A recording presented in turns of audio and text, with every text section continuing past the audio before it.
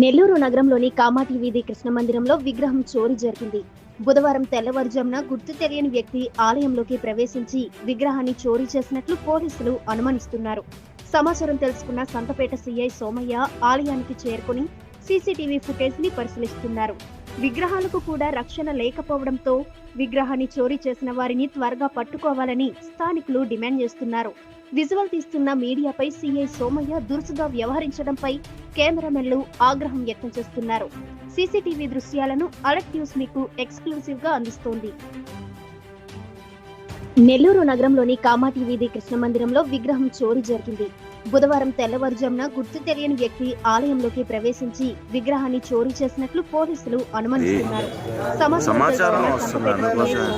ఆలయానికి చేరుకుని పరిశీలిస్తున్నారు.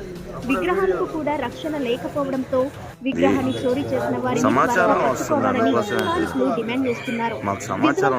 మీడియాపై సీఐ సోమయ్య దురుసుగా వ్యవహరించడంపై కెమెరామెన్లు ఆగ్రహం వ్యక్తం చేస్తున్నారు. సీసీటీవీ దృశ్యాలను అలర్ట్ న్యూస్ మీకు ఎక్స్క్లూసివ్ గా అందిస్తోంది.